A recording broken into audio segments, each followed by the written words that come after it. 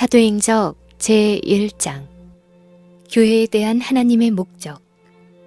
교회는 사람을 구원하기 위해 하나님께서 세우신 기관이다. 교회는 봉사를 위하여 조직되었으므로 그 사명은 온 세상에 복음을 전하는 것이다.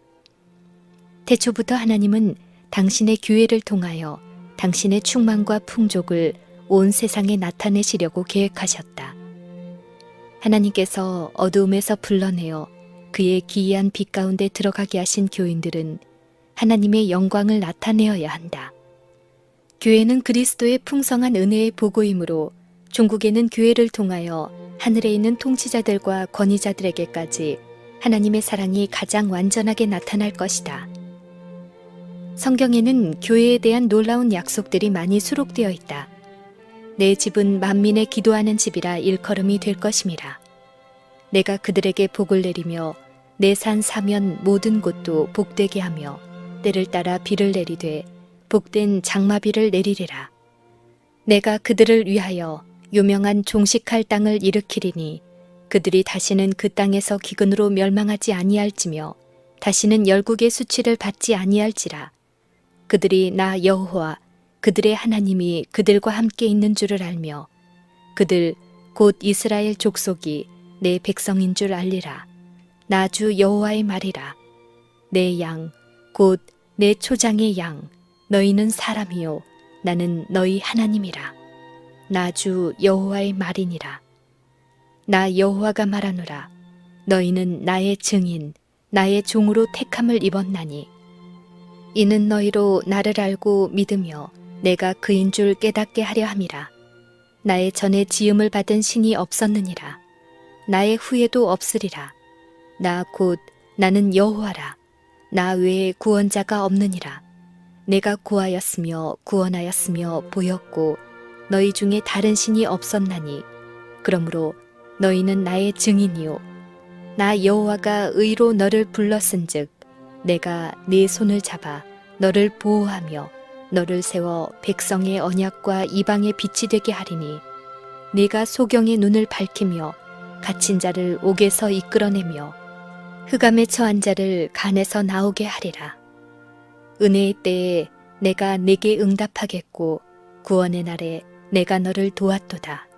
내가 장차 너를 보호하여 너로 백성의 언약을 삼으며 나라를 일으켜 그들을 그 황무하였던 땅을 기업으로 상속케 하리라.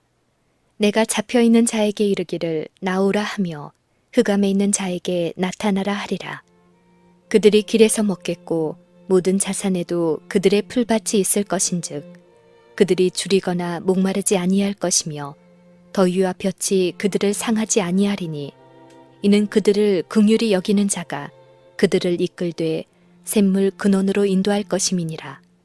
내가 나의 모든 산을 길로 삼고 나의 대로를 두드리니 하늘이여 노래하라.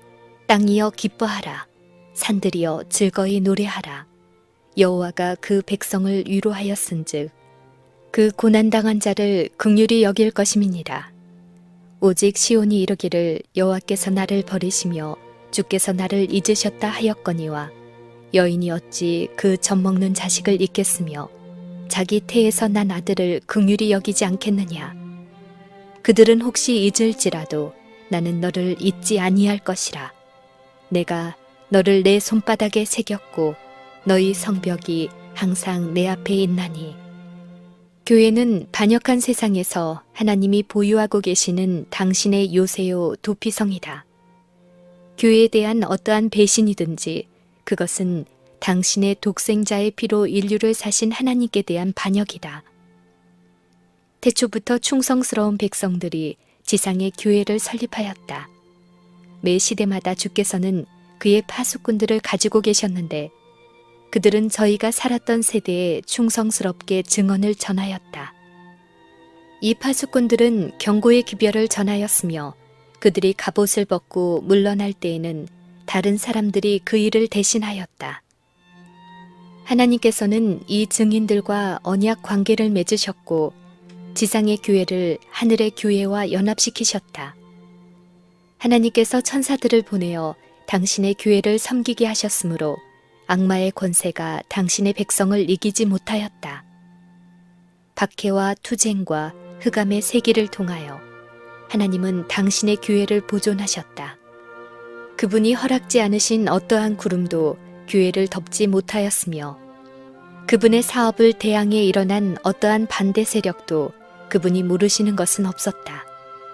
만사가 그의 예고대로 일어났다. 그분은 그의 교회를 버리지 않으셨으나 무슨 일이 발생할지를 예언을 통해 말씀하셨다. 성령께서 선지자들을 감동시켜 예언하게 하신 것은 성취되었다. 그분이 목적하신 바는 모두 성취될 것이다.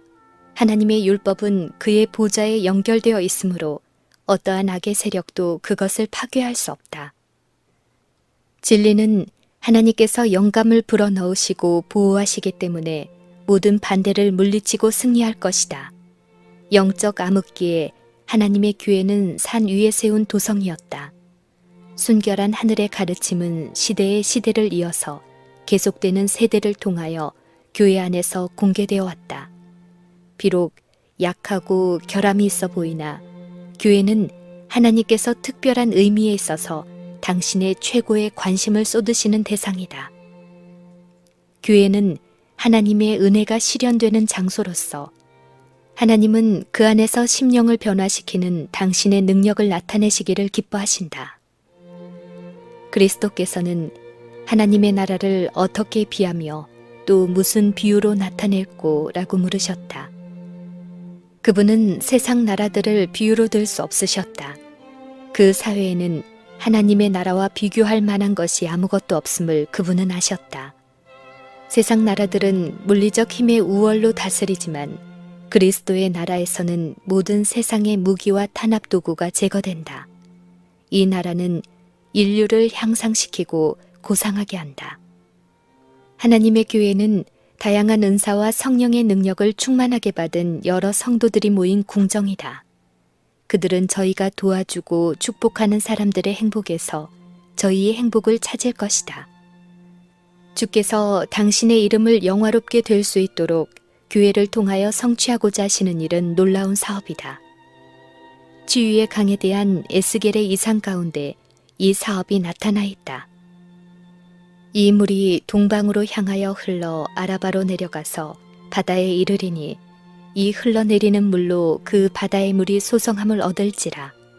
이 강물이 이르는 곳마다 번성하는 모든 생물이 살고 강 좌우가에는 각종 먹을 실과 나무가 자라서 그 잎이 시들지 아니하며 실과가 끊치지 아니하고 달마다 새 실과를 맺으리니 그 물이 성소로 말미암아 나옴이라.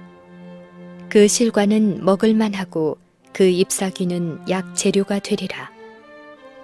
태초부터 하나님께서는 당신의 백성을 통하여 세상에 축복을 주시고자 하셨다.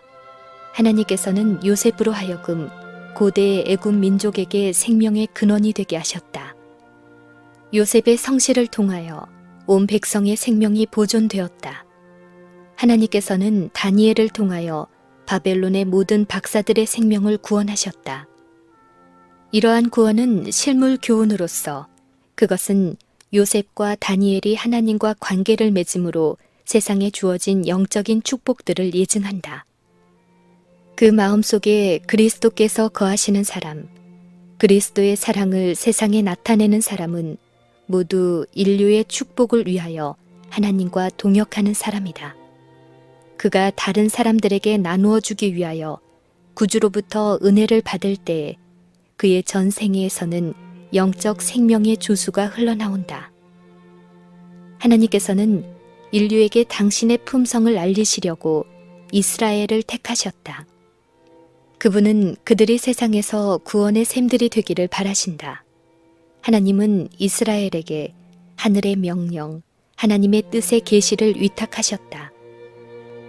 이스라엘의 초기 시대에 세상 열국들은 부패한 행습으로 인하여 하나님에 관한 지식을 잃어버렸다. 그들은 한때 하나님을 알았으나 하나님으로 영화롭게 아니하며 감사치도 아니하고 오히려 그 생각이 허망하여지며 미련한 마음이 어두워졌다. 그러나 하나님께서는 자비를 베푸셔서 그들을 멸하지 않으셨다.